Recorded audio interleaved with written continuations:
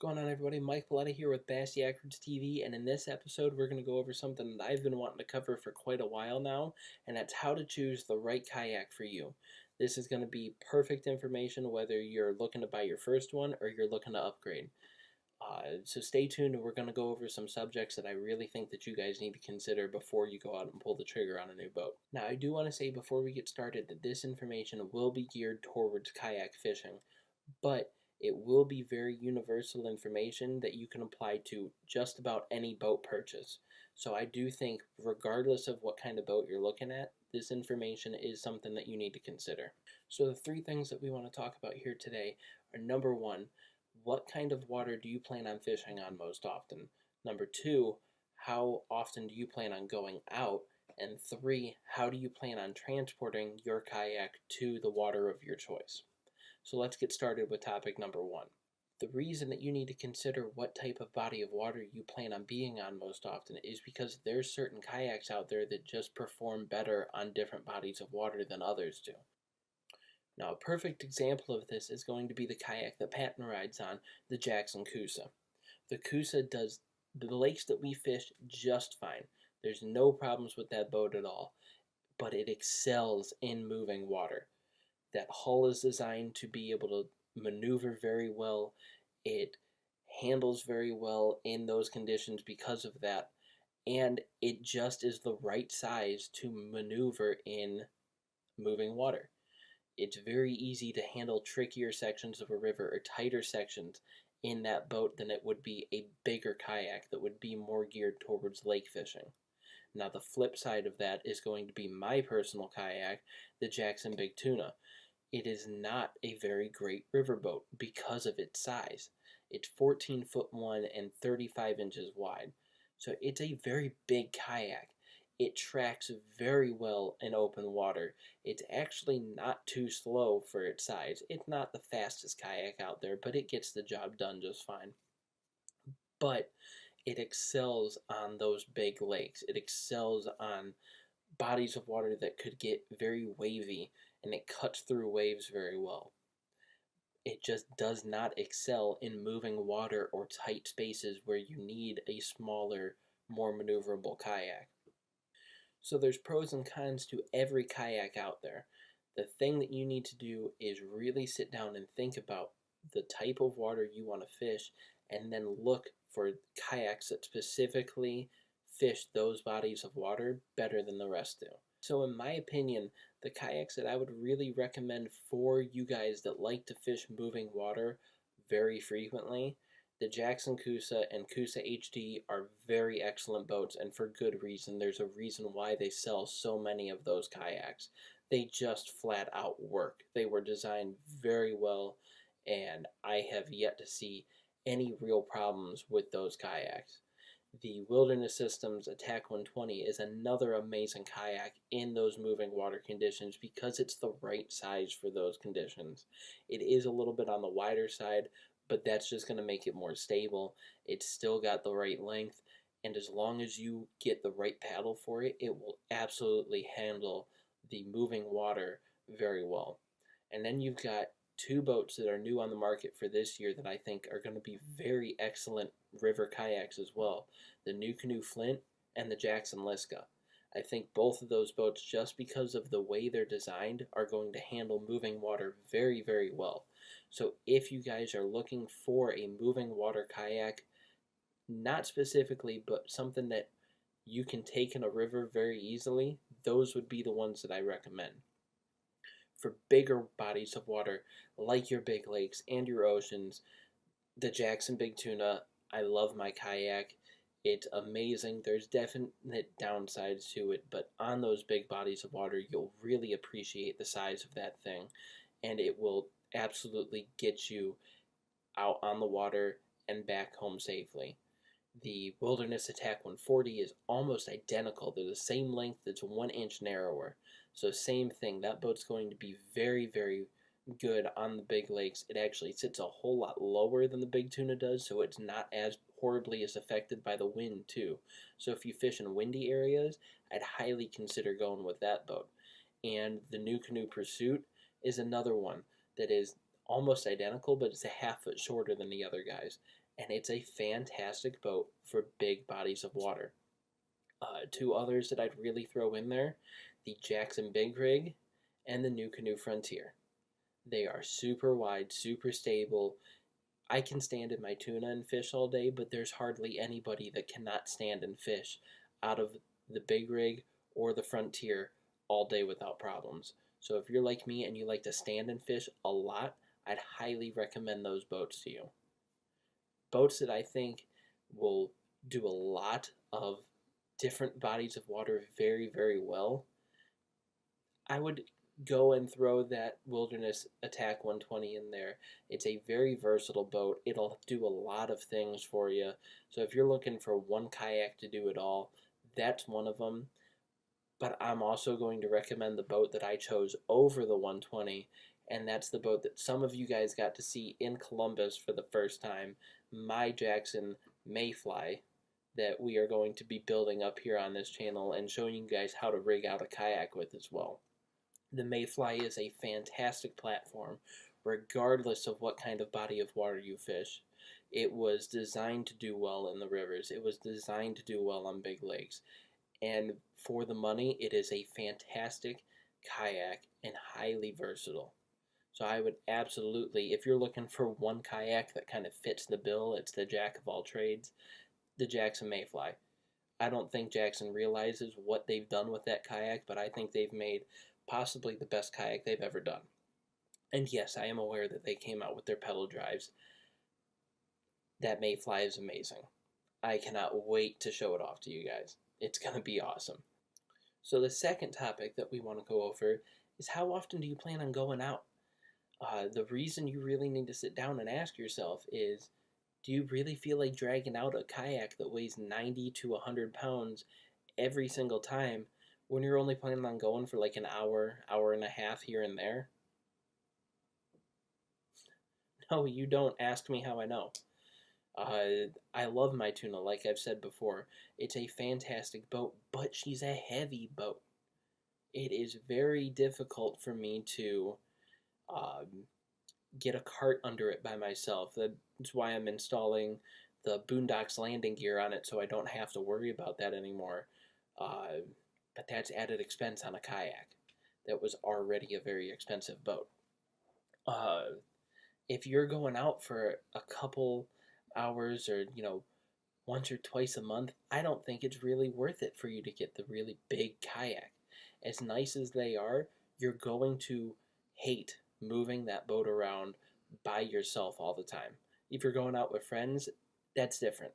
If your buddies don't mind giving you a hand moving your kayak back and forth, whether it's carting it or carrying it to the vehicle or helping you move if you're portaging across different areas on a river, as long as they don't mind helping you, then it's not so bad. But if you're going by yourself, I have a hard time recommending the big boats for you. I would really consider something very lightweight and something very inexpensive if you're not going out very often. There's a lot of excellent boats at common retail stores that you can get for $500 or less that will do the job for you. Of course, they're not going to be the nicest thing out there on the water, but they're going to get the job done. And that's what ultimately matters. So I would absolutely recommend getting something that's lightweight for you so you can go up by yourself without any issues at all, spend a couple hours here or there on it, and then you're not worrying about how in the world am I going to get this thing back to the car when I'm done. And you're not worrying about all this money that you spent on a Wilderness or a Jackson that's just sitting there because you don't use it. So while we're also on the topic of lightweight, I do just want to talk about the fact that you need to pick the right size kayak for you too. Now, I'm 6 foot, 200 pounds, so I can fit in just about any kayak and be pretty comfortable. I do prefer the bigger kayaks though myself, but if you're a really small person, I don't recommend the super big kayaks like a New Canoe Frontier or a Big Rig or a big tuna like I have. They're very big boats, and unless you spend a lot of time to get used to how that thing paddles, you're going to wear yourself out quite a bit just having to deal with all that extra size and weight that you don't need. Vice versa, if you're a big guy, I don't recommend small kayaks for you. You're gonna feel claustrophobic on that thing after a couple hours because you just don't have a lot of room to move. So, absolutely pick the right kayak for your size. Don't get something too big or too little because you think that's going to be best for you. I absolutely recommend getting out on the kayaks and if you can, demoing them. We're lucky enough to have our shop in Northeast Ohio that's about 20 minutes up the street from us called Backpackers Shop that has a pond that they built for demoing kayaks. So if you're interested in a kayak, they'll actually let you try it out right there. Also, we got our buddy Justin at Fuzzy Guppies that we love hanging out with, and where the Mayfly that I just bought came from, where he's got the canal right there, and he's more than happy to let you throw a boat in the water and try it out to make sure it's the right size for you. You don't feel overwhelmed by how big it is, and you don't feel like you're sitting on something that's going to blow out underneath you just because it's so small. So, absolutely consider the size of the kayak in this whole process of how often you plan on going because you don't want to be on the wrong size kayak for you. Now, topic number 3 is one that is kind of not as important as numbers 1 and 2, but it's still something that you do need to consider, and that's how you plan on getting your kayak to the water in the first place. Now, do you have an SUV or a car and you're going to be car topping it?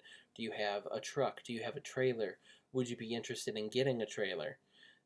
All things that you need to think about. If you're car topping a heavy kayak, it's not the funnest thing in the world.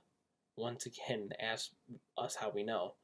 When we first started Bass Yackford's TV, both Mike and I had lifted Jeeps. He still has his. I had my Commander that I loved. But I bought the tuna and we were putting my tuna and his big rig on the top of these Jeeps when we were going out fishing. And early in the season, it was just a couple hours here or there. Throw back to topic number 2. How often do you plan on going? It sucked putting these things back on the Jeeps after we were done paddling around. It wasn't the funnest thing. That's why Mike sold his big rig to get the Kusa, was because it was so much lighter and he could do it by himself more often. I got rid of my Jeep because I just couldn't stand putting that big tuna on top of that Jeep every single time that we were going to go somewhere. If we would have known what we know now, we probably would have bought a trailer and I would have kept my Jeep because of that. But you live and you learn. If you're open to getting a trailer or you have a trailer, your life is so much simpler. You load your kayak on the trailer, you drive to the lake, you back it into the water, you unstrap it, and you're done. You don't have to worry about all the extra weight that you have to carry or cart anywhere. So if you're interested in a trailer, your options are open. But if you're car topping, consider something lightweight. You'll really appreciate it after you're done being on the water for a couple hours, not having to lift something super heavy up onto the car or up on top of your SUV every single time. With a truck, it's a little bit easier. You're not lifting it as high, so you open yourself up a little bit more to your opportunities that you have for a bigger boat, because it's just that little bit easier to get it in and out of the water with a truck. You guys have seen it now. After I had the Jeep, I had my Ram. Now I have the Chevy, which has the 8-foot bed and a regular cab on it, not the extended cab like I had on the Ram.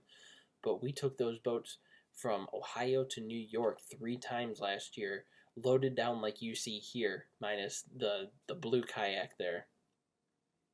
But we drove from Ohio to New York. It's a 5-hour drive for us. And we did it every single time with the kayaks loaded in the back of that truck with no problems. If you have a truck and a big kayak like the tuna, I would recommend getting yourself a bed extender just as a preventative thing. You don't want to hit a bump and that bump hits the hull the right way and puts a crack in the boat because you had so much of your boat hanging out from the tailgate like you see in that picture there. the bed extender will help keep that boat stable and help eliminate that from happening. But I'm living proof that you can load these kayaks up, have half the boat sticking out if you wanted to, and drive down the street, and they should hold up. Uh, I There's been no problems at all with our boats, with any dents in the hulls, any cracks in anything. They've held up very well on those trips. So I'll be the first one to tell you you can get away with it, but the bed extender is something that just helps prevent something from happening. And I'm a fan of preventative maintenance and preventative action. So if I can avoid having a bad scenario happen by not putting myself in one, I will normally tend to go that route. So I would end up picking up a bed extender if I had a boat that big and had that much hanging out of it again. But guys, the most important thing here with any type of boat, but especially a kayak, is it needs to check off two things for you. Does it get you on the water safely? And do you have fun? As long as you can answer both those questions honestly with a yes, the boat that you have works for you. Absolutely. And anybody that tells you that it doesn't is wrong. If you enjoy your time out on the water and you get out there safely and you get back safely, that's what truly matters. We all have a passion for enjoying the water and catching fish. So as long as your boat is allowing you to do that, nothing else matters. Everything else is just an add-on. If you're fishing out of a $200 Pelican and you're catching fish and you're having a good time, that boat works for you. If you have a Hobie and you're out there pedaling away with your Mirage Drive and you're catching fish and having a good time, that boat works for you. And don't let anybody tell you otherwise. You are the one that has to decide what boat feels right for you, what features you want in your kayak, what features you don't want in your kayak, and only you can make those decisions. Don't let anybody else's opinion or negative comments affect your feelings on your boat or the boat that you're interested in. So there you guys have it, the things that I honestly think that you need to consider before you go out and purchase your next kayak, whether you're a beginner or you're looking to upgrade to something new. Thank you guys so much for tuning into these videos. I really appreciate all the support, and I know Trent and Mike do as well. We couldn't do this without you guys. Thank you guys to everyone that stopped by in Columbus and chatted with us and said, hey, we had an excellent time meeting you. That weekend was so much fun. I can't wait to do it again next year. So if you're going to be there next year, make sure you stop by the booth and say, hey, we'll have a lot of cool things for you guys next year there. And, you know, it's a lot of fun at the Columbus Fishing Expo. You never know who you're going to meet and what you could find yourself trying. I've never thrown an Alabama rig. Trent has, and he's the one that taught me quite a bit about them. But I know enough to know a good product when I see it, and this one is made by Shane's Baits. We're going to discuss this thing really soon in a video all its own about it. So stay tuned if you guys are interested in Alabama rigs. I promise you guys you're going to love this thing. Like I said, guys, thank you very much for tuning in and supporting the channel. You guys mean a lot to us, and I really appreciate all the support. You guys have a good one.